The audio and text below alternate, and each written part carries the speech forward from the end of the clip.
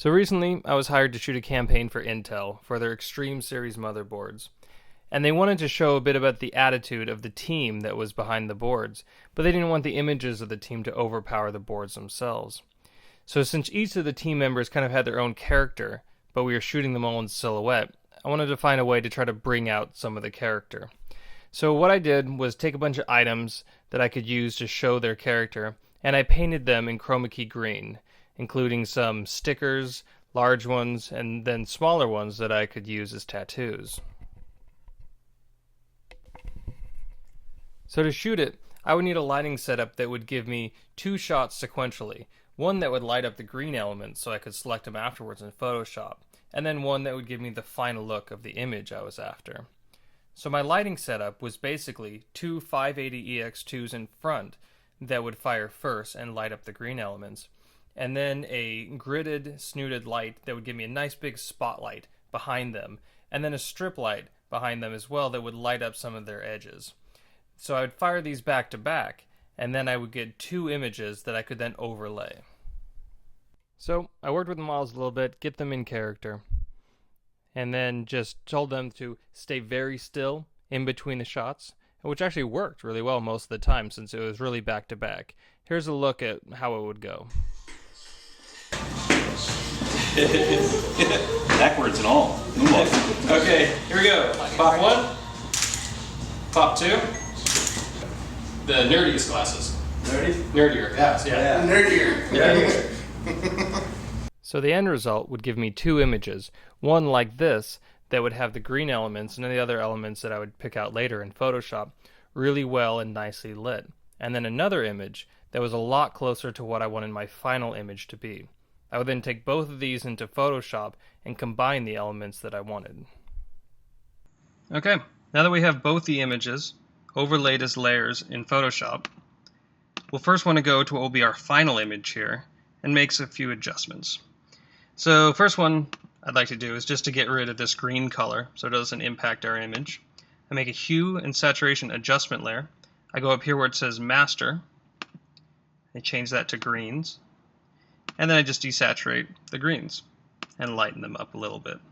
So since I painted these chroma key green, that color is very unlikely to be anywhere else in the shot, so it's pretty safe to do.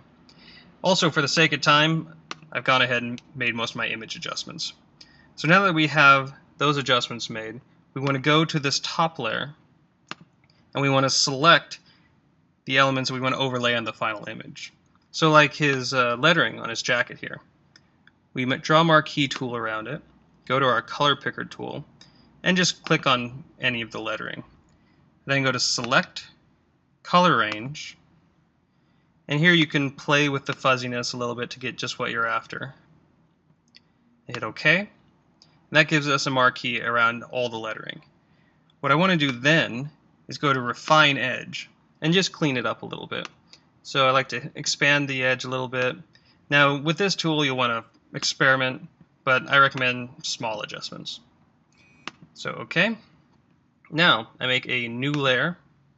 Let's turn off this layer so you can see it. Now I hit Shift Delete on Mac, Shift Backspace on PC, and I fill this selection with white. You could get the same thing by going to Edit and Fill. So now that's on the final image there. See, that stands out really nicely. So the glasses, I'll show you why I actually painted these green versus just selecting them with the pen tool or magic wand tool afterwards. So if I were to do that, if I was just select them, it'd be pretty easy.